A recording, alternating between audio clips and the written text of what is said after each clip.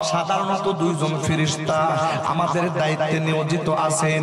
একজন ফেরেশতা তিনি আমাদের নেক আমলগুলো লিখবেন, আর দ্বিতীয় নাম্বার ফেরেশতা আমাদের গুনাহগুলো লিখতে থাকেন। বন্ধুরা আমার, আর এটা হলো আমার আল্লাহর নিজাম, আর এটা হলো ইসলামের শরীয়তের একটা নিয়ম, ইসলামের শরীয়তের একটা বিধান যে যখনই কোনো দুইজন ব্যক্তি এক জায়গায় যদি কোনো জায়গায় সফর করতে হয়, তাহলে দুইজনের মধ্যে একজনকে আমির নিয়োজিত করা, এটা হলো ইসলামের সিস্টেম, এটা হলো ইসলামের আইন।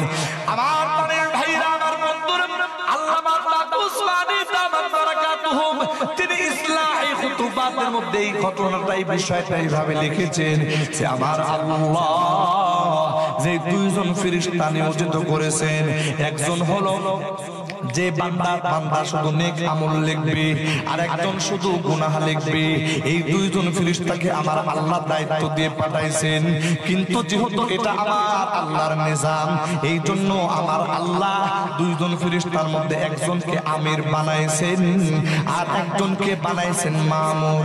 আমির মানে যিনি হুকুম দিবেন, আর মামুর মানে যিনি হুকুমটা পালন করবেন। জোরে বলেন সুবহানাল্লাহ। আমার প্রাণের ভাইরা, আমার বন্ধুরা, একটু গভীর মনোযোগ দিয়ে খেয়াল করে দেখেন, এই দুইজন ফেরেশতার মধ্যে আল্লাহ পাক রব্বুল আলামিন একজন ফেরেশতা, অর্থাৎ যেই ফেরেশতা নেকি লেখে, এই ফেরেশতাকে আমার আল্লাহ আমির নিয়োজিত করেছেন। আর যেই ফেরেশতা বান্দার গুনাহ লেখে, এই ফেরেশতাকে মামুর বানাইছেন। যখন বান্দা কোনো নেক আমল করবে, সঙ্গে সঙ্গে আমির ফেরেশতা তার নেকিটা লিখে ফেলবে। আর বান্দা যখন কোনো গুনাহের কাজ করবে, ওই যে মামুর ফেরেশতা মানে যেই ফেরেশতা বদ আমল লেখে, এই ফেরেশতা কিন্তু সঙ্গে সঙ্গে তার বদ আমল লিখতে পারে না, বদ আমল লিখতে পারে না, কারণ সে তো একজনের অধীন। আমার প্রাণের ভাইরা, বান্দা যখন কোনো বদ আমল করে, বদ আমল করার সঙ্গে সঙ্গে লিখতে পারে না, বরং ওই ফেরেশতা তো মামুর, ওই ফেরেশতা আমির ফেরেশতাকে জিজ্ঞেস করে, ও ভাই আমির, এই বান্দা তো গুনাহ করে ফেলেছে, এই গুনাহ কি লিখবো নাকি? বলে না, একটু সময় দাও, একটু সময় দাও, একটু সময় দাও। এর 1 ঘন্টা পার হয়ে গেছে, 2 ঘন্টা পার হয়ে গেছে, 3 ঘন্টা পার হয়ে গেছে। এবার জিজ্ঞেস করে, 3 ঘন্টা পার হয়েছে, এবার লিখবো নাকি?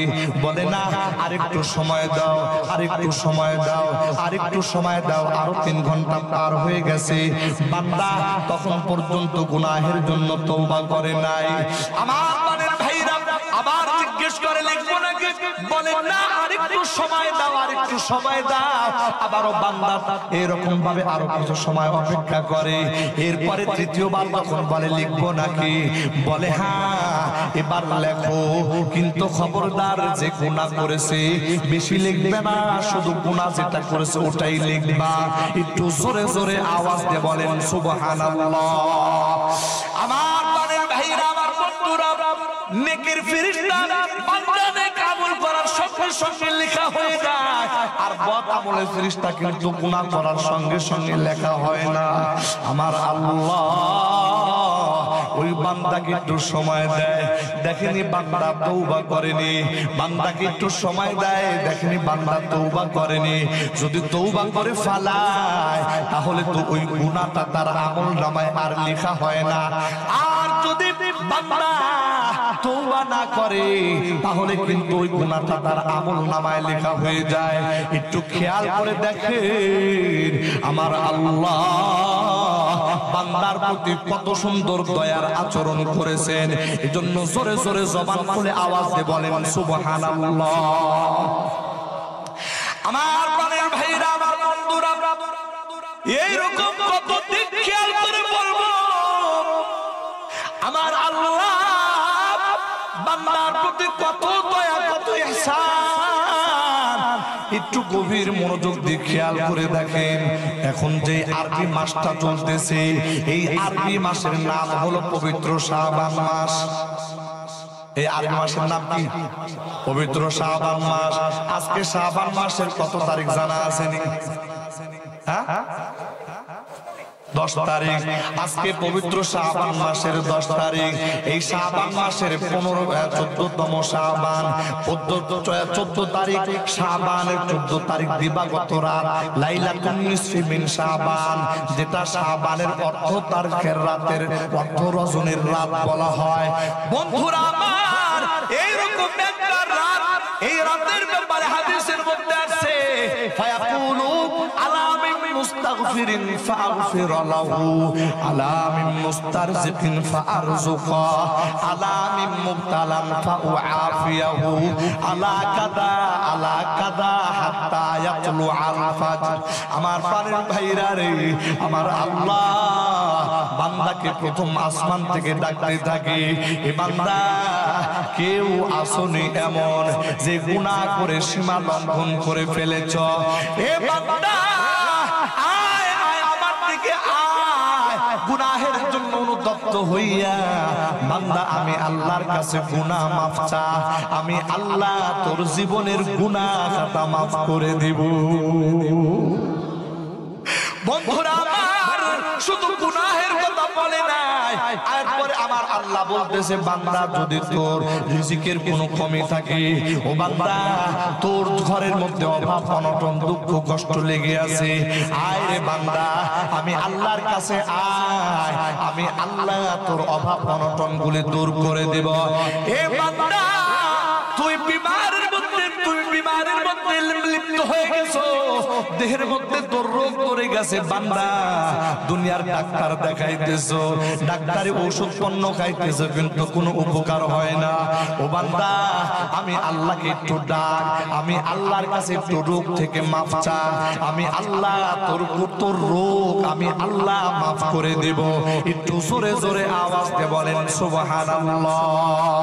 বন্ধুরা আমার একটু গভীর ভাবে মনোযোগ দিয়ে খেয়াল করে দেখেন, আমার আল্লাহ বান্দাকে ডাক দেয়া বলতেছে বান্দা শুধু ডাক, আমারে ডাক, আমারে ডাক, আমারে ডাক, আমারে ডাকলে আমি আল্লাহ তোর সমস্ত প্রয়োজনগুলি পূরণ করে দেব। আমার আল্লাহকে ডাকলে প্রয়োজন পূরণ হয়। একটু গভীর ভাবে খেয়াল করে দেখেন, আমার আল্লাহ বান্দার প্রতি কত দয়া, কত দয়া। এ বন্ধু একজন আল্লাহর বান্দা 70 বছর পর্যন্ত মূর্তি পূজা করেছে। কত বছর? 70 বছর পর্যন্ত মূর্তি পূজা করেছে আল্লাহর বান্দা। 70 বছর পর্যন্ত শুধু সনাম সনাম সনাম এই শব্দটা মুখে জপন করেছে আল্লাহর বান্দা। একদিন জবান পিছলা খাইয়া, একদিন জবানটা পিছলা খাইয়া সনাম সনাম বলতে যাইয়া একবার তার মুখ দিয়ে বের হয়ে গেছে সমাজ। আল্লাহু আকবার বলেন।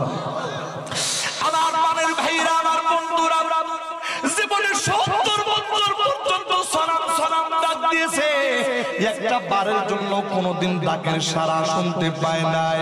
জীবনে একবার জবান পিছলা খায়া শুধু সনামের জায়গায় সমাজ শব্দটা বের হয়ে গেছে।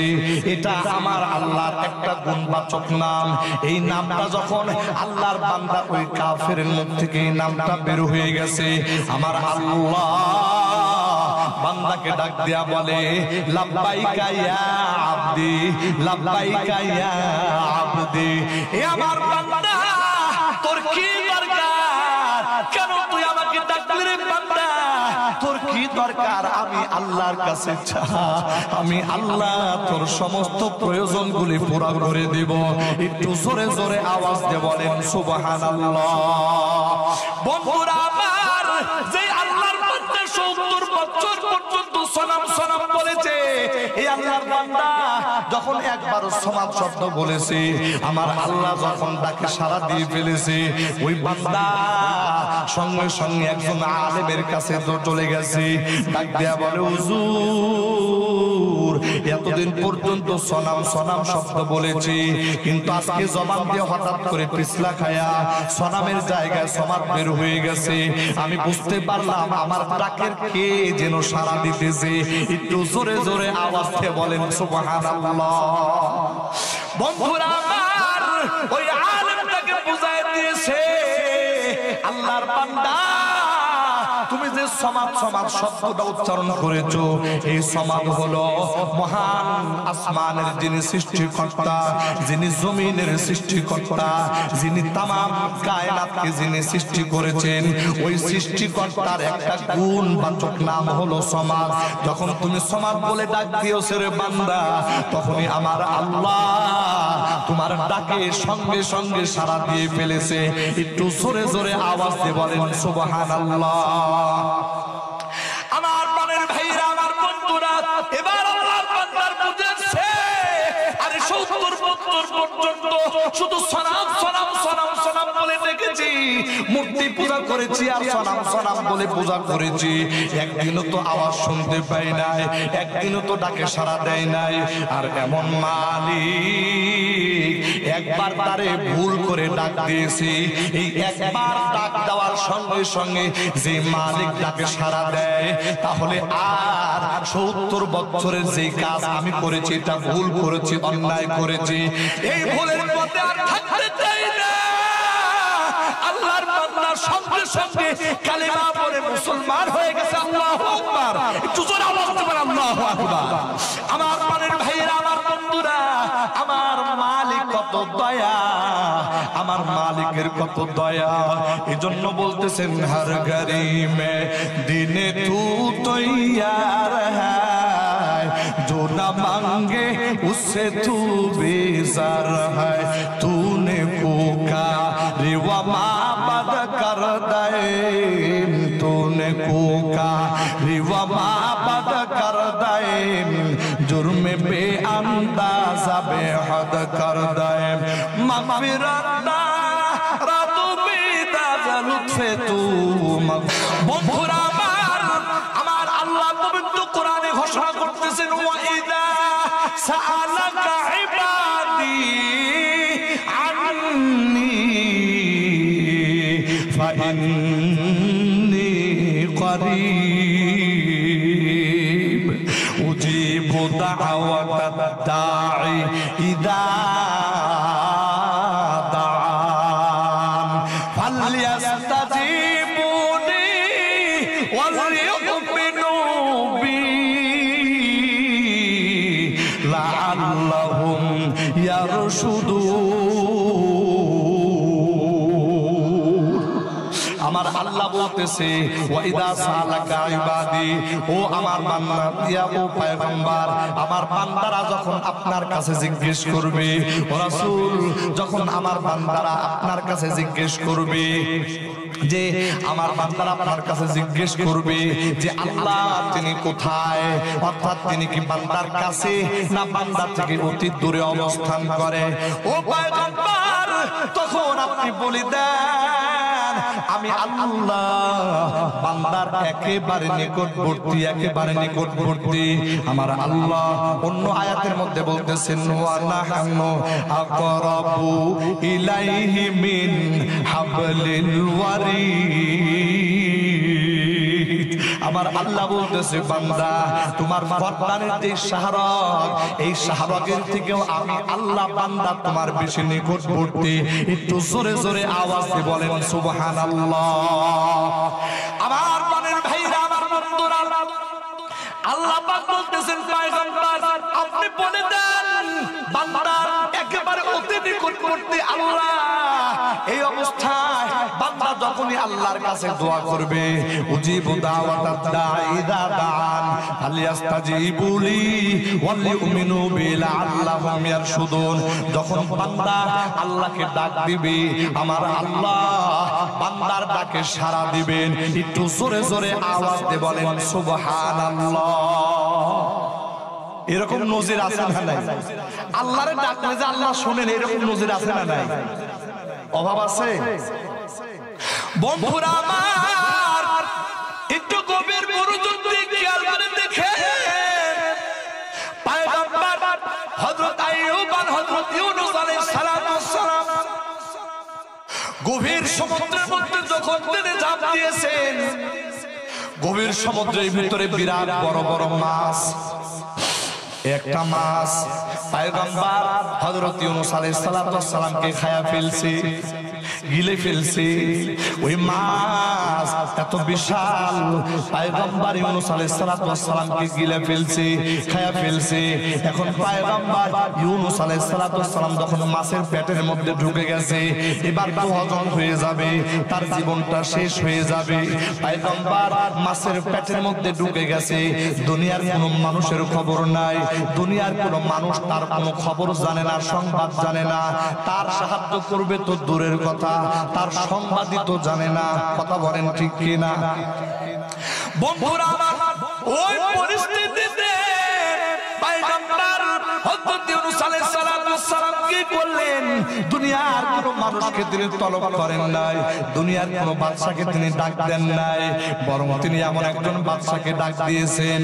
আমার আল্লাহ বলতেছেন, ফানাদা ফিজ-জুলুমাতি আল্লাহ ইলাহা ইল্লা আনতা সুবহানাকা ইন্নী কুনতু মিনাজ জালিমিন। ওই মাছের গর্তের মধ্যে, মাছের পেটের মধ্যে যাইয়া পয়গম্বর হযরত ইউনূস আলাইহিস সালাম ডাক দিয়েছেন আমার আল্লাহকে, লা ইলাহা ইল্লা আনতা, আপনি ছাড়া কোনো মাবুদ নাই, সুবহানাকা, আপনি পবিত্র, ইন্নী কুনতু মিনাজ জালিমিন, নিশ্চয়ই আমি জালিমদের অন্তর্ভুক্ত হয়ে গেছি। আমার মনের ভাইরা, আমার বন্ধুরা, ওই মাছের পেটের মধ্যে যাইয়া পয়গম্বর যখন আমার আল্লাহকে ডাক দিয়েছে, কি আশ্চর্য ব্যাপার, দুনিয়ার মানুষ কিন্তু এই খবর কোনো কিছুই জানে না। আমার আল্লাহ সঙ্গে সঙ্গে পয়গম্বরের ডাকে সাড়া দিয়ে দিয়েছেন, ফাসাতাজাবনা লাহু ওয়া নাজাইনাহু মিনাল গাম্মি ওয়া কাযালিকা নুজিল মুমিনিন।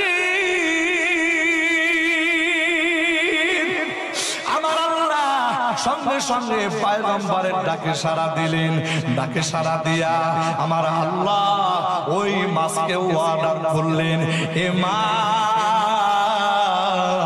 খবরদার খবরদার, ইনি কিন্তু আমার মনোনীত বান্দা, আমার পয়গম্বর, খবরদার এই বান্দাকে তুমি বিন্দু পরিমাণ স্পর্শ করবা না।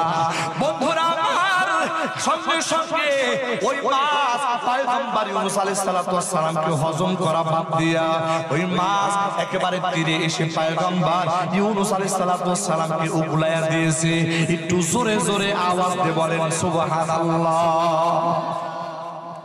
এরপরে আল্লাহ পাক কি বলতেছে, যে বান্দা তুই মনে করছিস আমি ইউনূসের আল্লাহ না, বরং আমি আল্লাহর নিজাম কি দেখ, ওয়া কাযালিকা নুনজিল মুমিনিন। আল্লাহ পাক বলতেছে শুধু পয়গম্বর ইউনূস না, পৃথিবীতে যত মুমিন, যত ঈমানদার এইরকম আপদ বিপদের মধ্যে পড়ে আমি আল্লাহকে ডাক দিবে ঈমানের সাথে, ইয়াকিনের সাথে, আমি আল্লাহ কথা দিলাম আমি আমার ওই বান্দাকে সমস্ত প্রকার আপদ থেকে, সমস্ত প্রকার বিপদ থেকে উদ্ধার করার মতো ক্ষমতা ওই সময় যেমন দেখেছি এখনো আছে, ভবিষ্যতেও আমি আমার ঈমানদার বান্দাদেরকে রক্ষা করব। একটু জোরে জোরে আওয়াজ দিয়ে বলেন আল্লাহু আকবার। তাহলে আমার আল্লাহ যেই কথা আমাদেরকে বুঝাইতে চান সেটা হলো, বান্দা তুই কেন দুনিয়ার মানুষের কাছে এত চাস? দুনিয়ার মানুষের কাছে একবার চাইলে দেয়, দুইবার চাইলে তাও দেয়, তিনবারের বার দিলেও ঘাড়ে ধাক্কা দেয় অথবা মুখে ধাক্কা, মুখে জোরে বলে, এই বেটা তোরে না সেই দিন দিলাম আবার আফসোস, আবার দিলাম আবার আফসোস, তোরে কয়বার দিব আমি, যা আমার কাছ থেকে আর কোনো সময় আমার কাছে চাবি না। ও দুনিয়ার মানুষ, তুমি কেমনে তার কাছে যাও? সে তার কাছে দুইবার চাইলে, তিনবার চাইলে সে রাগ করে, তুমি কেন তার কাছে যাও? তুমি আমার কাছে আসো, আমি আল্লাহর কাছে তুমি চাও, যতবার চাও আমি আল্লাহ ততবার দিব, যত চাও আমি আল্লাহ তোমার জন্য তত খুশি। একটু জোরে বলবেন না সুবহানাল্লাহ। আর আমার আল্লাহ দেওয়ার নমুনাটা কত সুন্দর, দেওয়ার নমুনাটা কত সুন্দর। বন্ধুরা আমার, একটু গভীর মনোযোগ দিয়ে খেয়াল করে দেখেন, এই যে শাবান মাস আমার আল্লাহ বান্দাদেরকে ডাক দেয়া বলতেছে বান্দা আয় আয় আমার কাছে আয় বান্দা তোর কি দরকার আমি আল্লাহ তোর প্রয়োজনগুলো পূরণ করব এই শাবান মাসের পর এমন একটা মাস যে মাসের নাম হলো রমজান যে মাসের নাম কি রমজান এই রমজানের ব্যাপারে আমার আল্লাহ বলতেছেন শাহরু রমাদানাল্লাযী উনজিলা ফীহিল কুরআন হুদাল লিন-নাসি ওয়া বাইনাতিম মিনাল হুদা ওয়াল ফুরকান আমার বন্ধুরা এই যে 12টা মাস আরবি মাস রবিউল মুহররম সফর রবিউল আউয়াল রবিউল সানি জমাদাল আউয়াল জমাদাল সানি রজব শাবান রমাদান জিলকদ জিলহজ শাওয়াল জিলকদ জিলহজ এই যে 12টা মাস এই 12 মাসের মধ্যে একটা মাসের নাম আল্লাহ কোরআনে দিয়েছে ওই মাসের নাম হলো রমাদান একটু জোরে জোরে আওয়াজ দিয়ে বলেন সুবহানাল্লাহ বন্ধুরা আমার এই মাসকে আমার আল্লাহ কত দামি বানায় দিয়েছে এই মাস যেন আমার আল্লাহ একটা মেলা দিয়েছেন মেলা যেমন দুনিয়াতে যখন মেলা হয় সমস্ত পণ্যের উপরে তারা যারা কোম্পানির লোক তারা সমস্ত পণ্যের উপরে একটা ছাড় দিয়ে দেয় যে এত পার্সেন্ট ছাড় এত পার্সেন্ট ছাড় কি বলেন আছে না নাই বাণিজ্য মেলায় যাবেন দেখবেন যে সমস্ত কোম্পানিরা তারা এরকম ভাবে এক একটা মালের উপরে ছাড় দেয় দেয় কি না আল্লাহু আকবার আমার আল্লাহ এই যে রমজান মাস এটা মুমিন ঈমানদারদের ইবাদতের জন্য আমার আল্লাহ এই মাসটাকে মেলা বানায় দিয়েছে আমার প্রাণের ভাইরা আমার বন্ধুরা আমার আল্লাহ দাঁড়িয়ে বলতেছে বান্দা এই মাসের মধ্যে যদি রোজা রাখো আমি আল্লাহ গুনাহ maaf করে দেব এরপরে বলতেছে বান্দা রোজা রেখে তারাবির নামাজ পড়বা তারাবির নামাজ পড়লে আমি আল্লাহ তোর গুনাহ maaf করে দেব বান্দা রোজা রাখার পরে যদি কোনো বান্দাকে ইফতারি করাও আমি আল্লাহ তোর গুনাহ খাতা maaf করে দেব ও বান্দা রমজান মাসে যদি তুমি ইতিকাফ করো তোমার গুনাহ maaf করে দেব এ বান্দা রমজান মাসে যদি তুমি তোমার চাকর চাকরানির উপরে কাজের পূজা কমায়া দাও ও বান্দা আমি আল্লাহ তোর গুনাহ maaf করে দেব তার মানে হলো বান্দা এই রমজান মাসে আমার আল্লাহ কত সুন্দরভাবে বান্দাকে বুঝ দিয়েছে আমার আল্লাহ রমজান মাসে বান্দার জন্য কেমন অফার ঘোষণা করেছে আমার প্রাণের ভাইরা রোজা রাখলে গুনাহ maaf ইফতার করলে ইফতার করাইলে গুনাহ maaf তারাবির নামাজ পড়লে গুনাহ maaf যেন আমার আল্লাহ এই মাসটাকে বান্দাকে maaf করে দেওয়ার জন্য একটা বাহানা দাঁড় করায় দিয়েছে একটু জোরে জোরে আওয়াজ দিয়ে বলেন সুবহানাল্লাহ আমার প্রাণের ভাইরা আমার বন্ধুরা এরকম একটা মাস পাওয়ার পর যদি কোনো ব্যক্তি জীবনের গুনাহ maaf করাইতে না পারলো রে আল্লাহর বান্দা আল্লাহর রাসূল বলতেছে ওই ব্যক্তির জন্য ফেরেশতা হযরত জিবরিল আমিন বদদোয়া করেছে আর ওই বদদোয়ায় আমি নবী আমিন বলেছি তার মানে বান্দা যদি রমজান পাও রমজান পাওয়ার পরেও নিজের জীবনের গুনাহ খাতা যদি maaf না করাইতে পারো ও বান্দা তাহলে ভালো করে জেনে রাখ আমি আল্লাহ কিন্তু তোর উপরে নারাজ হয়ে যাব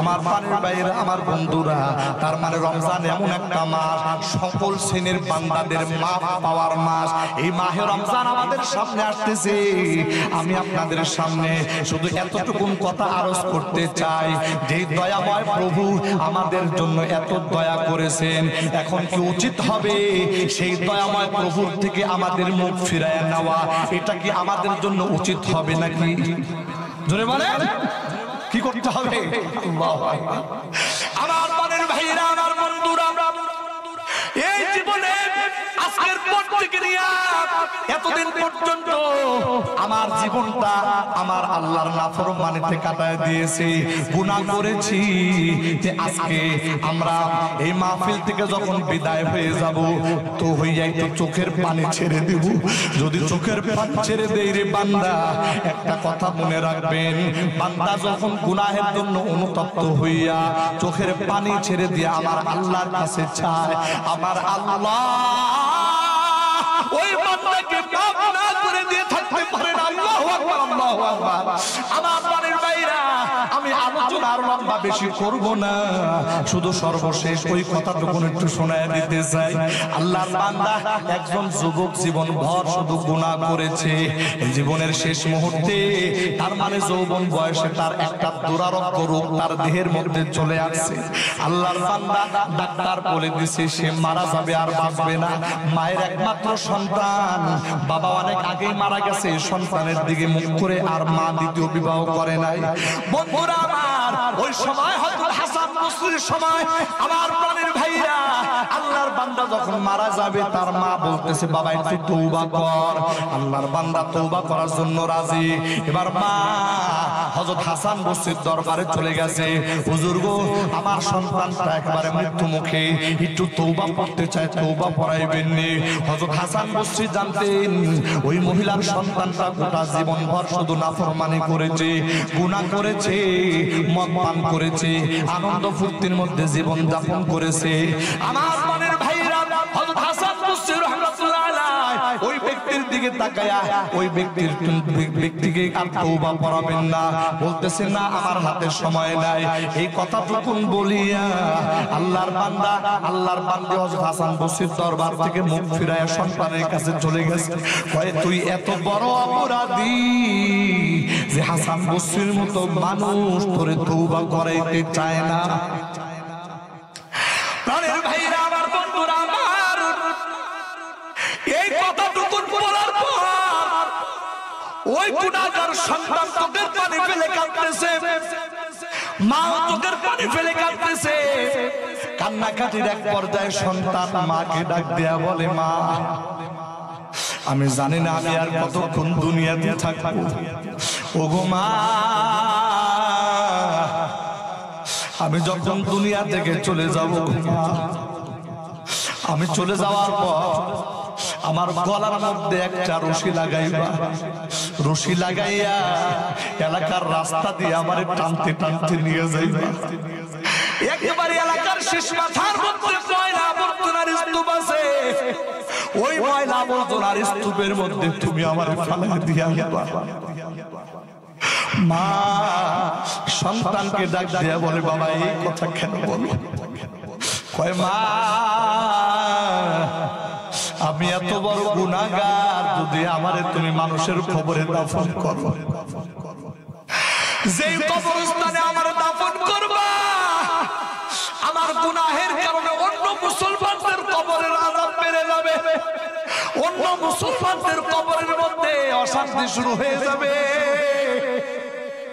এই জন্য আমি তো গুনাহগার, জাহান্নামের কি জাহান্নামের বোকা।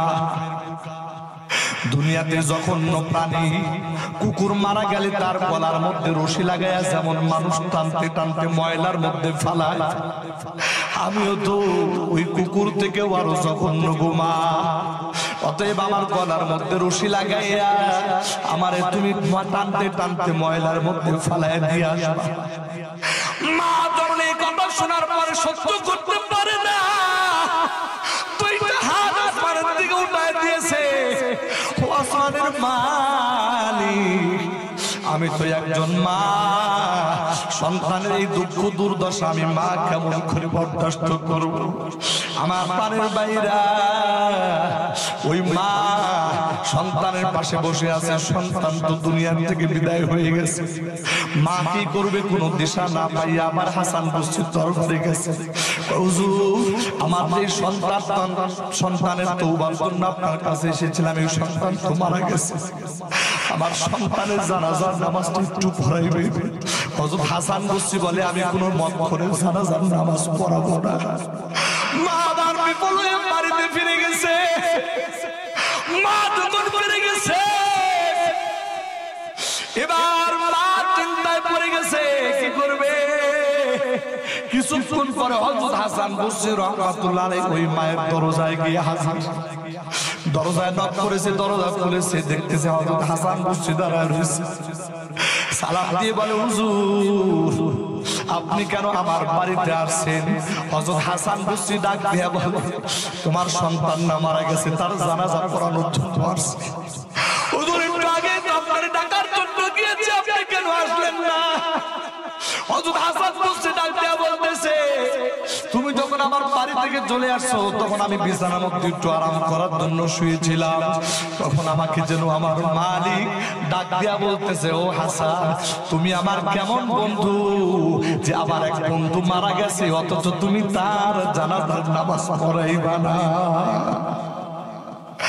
আমার প্রাণের ভাইরা, আমার বন্ধুরা, গভীর মনোযোগ দিয়ে খেয়াল করে দেখেন, হযরত হাসান বসে বলতেছে, এই কথা যখন ইলহাম করে আমার সামনে চলে আসছে, আমার বুঝতে বাকি নাই তোমার এই গুনাহগার সন্তান, এই নাফরমান সন্তান, এই মদ পানকারী সন্তান, এই সন্তান হয়তোবা মালিকের সঙ্গে এমন ভাবে যোগাযোগ করেছে, মালিকের সঙ্গে তার গুনার জন্য এমন ভাবে অনুতপ্ত হইয়া গেছে, ওই মালিকের রহমতের দরিয়ার মধ্যে ঝড় শুরু হয়ে গেছে।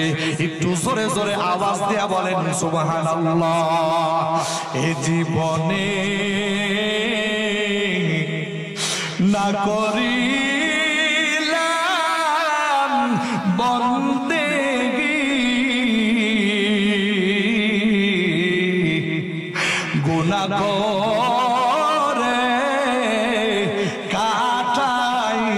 কাটাইলাম জিন্দেগি, গুনাহ করে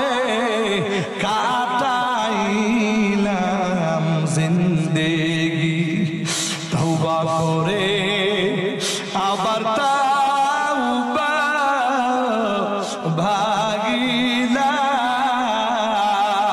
ভাগিলাম, তওবা করে আবার তাওবা ভাগিলাম, অবশেষে খাঁটি তাওবা করিলাম, অবশেষে খাঁটি তাওবা করিলাম।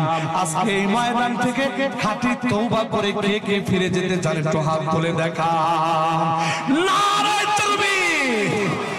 আয় আল্লাহ, তোমার বান্দারা এই ময়দান থেকে আজকে খাঁটি তওবা করে বাড়ি ফিরতে চায়। আল্লাহ তোমার বান্দাগুলোর খাঁটি তওবা করে ফিরার তৌফিক দান করে দিও। আল্লাহ জীবনের শেষ মুহূর্ত পর্যন্ত তোমার বান্দাদেরকে ঈমান এবং আমলের উপর অটল থাকার তৌফিক দিও। একটু জবান খুলে জোরে জোরে আওয়াজ দিয়ে বলেন আমিন। আমার প্রাণের ভাইরা, আমার বন্ধুরা, আমার আলোচনা আর চলবে না।